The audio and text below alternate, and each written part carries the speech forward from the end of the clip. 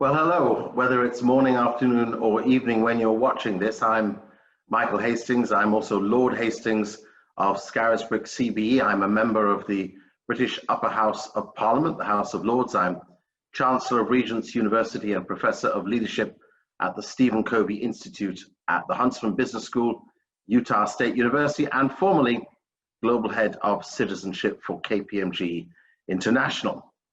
And I'm really overwhelmingly thrilled that I get the opportunity to share a few thoughts with you. The World Indigenous Forum is an important way of bringing together not just your presence, not necessarily physical this time round, but your ideas, your perspectives, your concerns, your groans, your gripes, your irritations, but also your optimism, your potential, your insights, and your thoughts on the future. I've had the privilege genuinely of sitting on the ground in the dust with a remarkable group of First Australians, some would say Aboriginal peoples, but to be alongside First Australians in Darwin and also in Perth in Australia, to be meeting with parliamentarians from a First Australian Aboriginal background, likewise in Sydney, to be part of setting up the first technical exchange of a communications company between KPMG Australia and an Indigenous technological innovator. Wonderful. And to be in Maori ceremonies in Auckland, in New Zealand. I've had many incredible Indigenous experiences, including being on a very, very major US, African American, and also at the same time, first American experience to be present in what many would see as a campsite, but actually I saw it as an original site for those whose livelihoods made America once great. Now we're thinking about the environment, and I don't need to say to you that the environment is one of those things where the conversation has become so normal and normative that you kind of wonder why people don't get it and why things have not changed more dramatically. Literally, the environment is all around us. Of course it is. It's at our feet. If we walk without shoes, we feel it intensely. We are just centimeters away on the surface of the earth from the rocks below. It's not that deep, but also we feel it around us. We witness incredible climatic change. The last years, 2018, 2019, 2020, everybody knows have been not just the hottest on recorded and known history, but the most extreme fires and devastation, the fires of Australia, the fires of California, the fires of the Brazilian rainforest. These extreme cataclysmic fire, weather-related temperature events, the typhoons, the water reaction events, every one of us has felt, whether it's been from a flood or a monsoon or a typhoon or some extreme weather experience, that the climate is actually beginning to send us more than just careful and powerful messages. And who would have thought that in such a richly technological, capable, wealthy world in which we now live, we would be battling with natural disaster? Now, I'm an optimist. You need to be an optimist. We all need to be optimists. The world is there for us to make something great of it in our own lives and in the lives of those around us. But as I look into the year ahead, into 2021, maybe like you, I'm wondering, what will it be? Normally, every year, The Economist newspaper, a great international journal of accurate journalistic record, produces an assessment document, the world in 1980, the world in 1990, the world in 2020. Well, they've just produced the cover of the world in 2021. Normally, that journal would say that the world in 2021 was about growth, markets, innovation, even the place of new economies, the power change taking place between China and America, the shifts in population causing booming potential for new economic, exhausting, but dramatic innovation. No. The world in 2020, says The Economist, It's going to be about vaccines, the world economy and its stress, and geopolitics, how nations are more in conflict with each other by ideas, if not necessarily by physical aggression. We are in the most unsettled and uncertain of times. But while we're being uncertain, the world around us, the environment, the reality of the air, the land, the sea, the water, the natural ecosystem is not taking time to give us a break. Now, as an optimist, I do believe sometimes good things come from bad events. And I came across this story which I want to tell you because it relates to something so many of us will day-to-day experience. In April 1815, there was a major eruption, a volcanic eruption on Mount Tambora. It's in what we now call Indonesia. It was one of the largest ever recorded volcanic explosions. A vast plume of dust and ash spread around the world, blocking out the sun, reducing global temperatures. In China, the cold weather killed trees, crops, and water buffalo. In North America, a dry fog reddened the sun, and there was summer snowfall in New York. Riots and looting broke out in Europe as harvests failed. Food prices soared, and tens of thousands of people died from famine and disease. Horses starved or were slaughtered as the high price of oats forced people to choose whether they feed themselves or their horses, their animals. The last predicament, the food crisis for people, prompted a German innovator, Karl von Drais, to devise a personal transport machine. You see, the horses weren't there anymore, so how would people move goods around? A personal transport machine to replace the horse, a two-wheeled wooden contraption, which was literally called running machine. Sitting on a saddle, Drais propelled it by planting his feet on the ground and pushing every few minutes while steering it using a tiller. A demonstration ride in which he traveled 40 miles in 4 hours showed that it was as fast as a trotting horse and could be powered by its rider without much effort. Well, this was, you've got it right, from 1815 to 1817, the creation of the bicycle. Now, the world turned round. By 1817, there was a bumper harvest. People were full of enthusiasm, and there was excitement about the new contraption, and it moved from wooden wheels to metal wheels, of course, to tires. It took shape, it added pedals, and now so many of us have got them.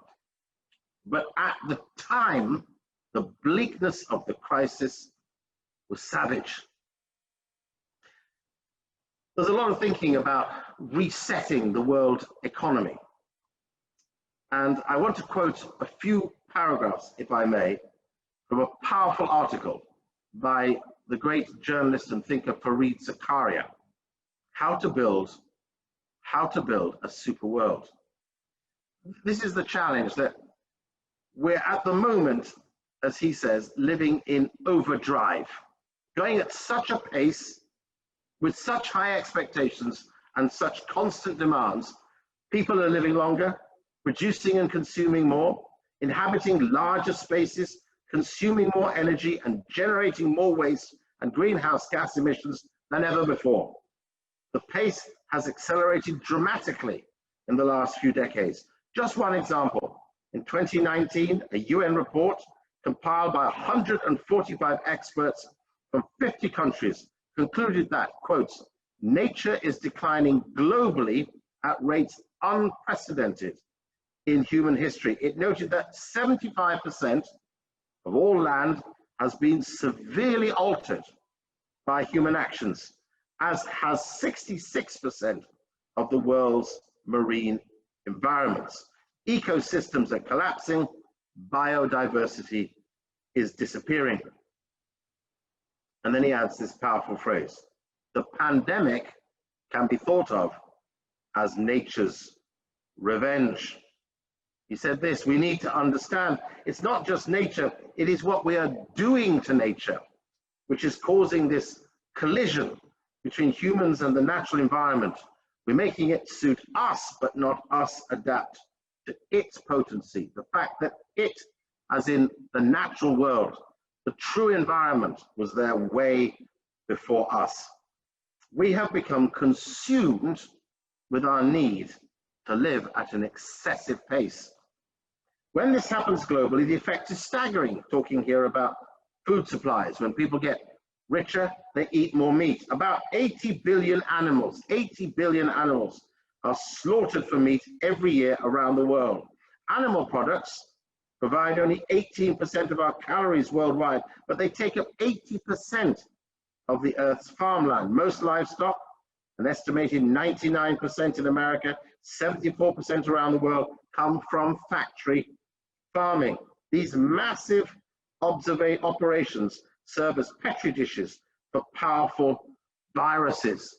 Our need to consume meat, our need to have what makes us feel that we've got what we want, is driving this sense of chaotic, environmental, communal, and disease disorder.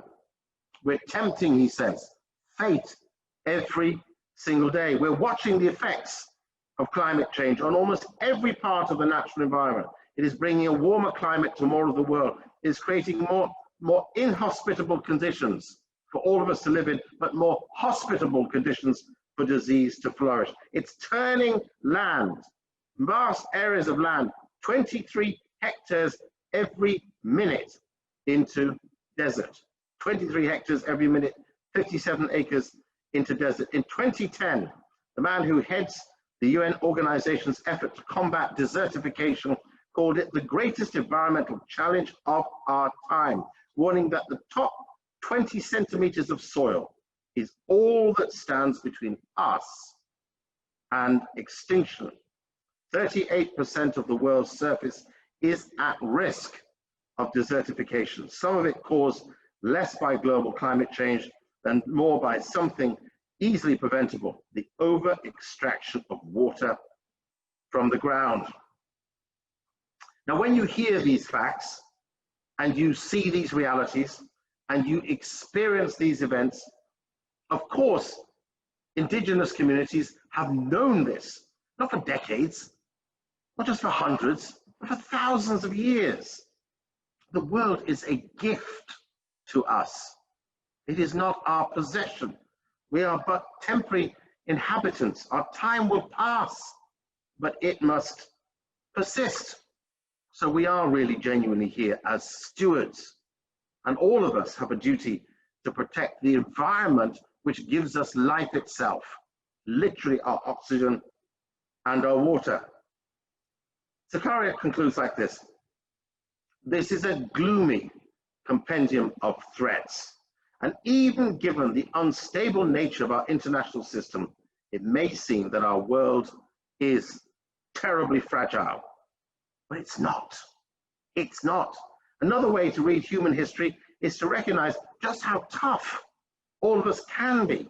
We've gone through extraordinary change at breathtaking pace. We've seen ice ages and plagues, world wars and revolutions, and yet we have survived. But we have to recognize the ever-present greater risks we're taking and act to mitigate them. Modern human development has occurred on a scale and at a speed with no precedent. The global system that we're living in is open and dynamic, which means that, of course, it has very few buffers. Things will travel between countries and communities. Great benefit, great vulnerability. We are not doomed, he says. The point of sounding this alarm is to call people to action. But the question is, what kind of action? I noted, going back to the great enthusiasms of the present, that the level of immense environmental positive climate technology investment is vastly increasing. More money, good sound money, international money, investors' money is going into clean tech venture capital-based solutions, real solid money producing alternatives everywhere around the world. We're now sensitive to carbon-free or low-carbon transport. We're sensitive to plastics in a way that we were never before, and packaging in a way we were never before. We think again about the excesses of the steps we make. We now even produce, and thank goodness have, clothing, which of course is not disposable, but endlessly reusable. And I noted a fascinating graph showing that in 2010, just 10 years ago, the global value investment in clean technology was roughly around $10 billion. It's now $35 billion, 3.5 times greater. Great deals that are providing for a safer, cleaner, more significant, environmentally committed world. You know, all of us have, particularly those who live closer to nature and its real experience, know that disease and pandemics have been with us before. We've seen horrendous things like the Black Death in the 14th century, the plague of Justinian going right back to around 541 AD. We've seen the Spanish flu in the 1980s to 1990s, smallpox in the 16th century, many great plagues that have wiped out hundreds of millions of people. This is without taking account of war and natural disaster. But our world has come back, has survived. We've changed and adapted. We've become different as a consequence. And when we hear the incredible challenges that face us from a world groaning under environmental pressure and the extremes of human action on the natural world, we have to ask the biggest question of all: what action is it we need to take? And I have 3 short, very quick ideas to put to you. Action number 1, our own intelligent, informed, up-to-date awareness. Things will not change for an improved, more sustainable world if we remain disconnected or ignorant to the painful facts of the decay, deforestation, desertification, and destruction around us. I say that because I'm witnessing amongst a younger generation a switching off. Yes, the switched on protest in the center of cities. The switched on attend United Nations conferences. The switched on have powerful voices and win accolades and awards. The great majority get on with day-to-day, spending as never before, disengaging as always the case, and wondering why the world is creeping in to our freedoms, our liberties. There is an urgent need to retain intelligent, causal awareness. And I have to say, as a British person, great thankfulness to David Attenborough and his incredible pursuit over decades of bringing the world's world to us, to see nature in its beauty, its twists and its extremes, its extraordinariness, and now to see what it means to have done the damage we as humans have done, and to wake up to that. So I urge you, whatever age, whatever connections, keep people intelligently, passionately, determinedly informed. Secondly, we need to take a step back. The global reset is underway. Led by the World Economic Forum, a great array of thinking is going into how to reposition our world and our economy for what ought to be a sustainable future, a lower carbon future, a lower energy demand future, a more innovative future, a more purposeful, people-centered, planet and profitable future. But to get there requires us, not the companies of the world, not the governments of the world, us to take a step back. I'm going to read you a poem dated 1869, but actually reprinted in 1919 for the Spanish flu pandemic. This poem became legendary, and at the time, the image that was attached to this poem was of two women walking through a European city with face masks.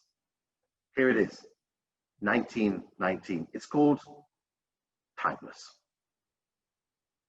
And people stayed at home and read books and listened, and they rested and did exercises, and they made art and played, and they learned new ways of being, and they stopped and they listened more deeply. Someone meditated, someone prayed, someone met their shadow, and people began to think differently, and people healed. And in the absence of people who lived in ignorant ways, dangerous, meaningless, and heartless, the earth also began to heal. And when the danger ended and people found themselves, they grieved for the dead, and they made new choices and dreamed of new visions and created new ways of living and completely healed the earth just as they were healed. This is our moment to reset, to make decisions of how we behave, of what we understand, of how we spend and prioritize. And my third option is this: to support the restraint that is necessary. To have a carbon responsible world cannot be a continuous consumption world. It's not just our decision, it's our collective decision. Personally, I find choice stressful. Place me in a small supermarket with a few items necessary for weekly shopping, I'm very relaxed. Put me in a macro, enormous supermarket, a great mall, with row upon row upon row upon row of extreme choice. Sometimes I can't decide. The choosing world is the extreme world of the highly privileged. It is time to pull back to us, our understanding of value, to our world and its priority, and to reducing our choice so that we can give freedom to those who don't yet have it. Remembering this, the greatest shifts in population in the course of the next 40 to 70 years will take place in already the hottest place in the world, in sub-Saharan Africa. Those enormous shifts in population, taking Nigeria's population to 790 million by 2100, taking the population of a country like Tanzania to 186 million people, pushing up the populations in Egypt and across the rest of the continent, will leave a vast plume of people more desperate, more destitute, more poor than ever before. Our interconnected world, our world of common climate, our world of common disease, but our world of common innovation, our world of common opportunity, our world of common water, our world of common air requires a new commonwealth. And I'm grateful that that is your dream to build. That's yours, that's mine, that's our commonwealth. Thank you.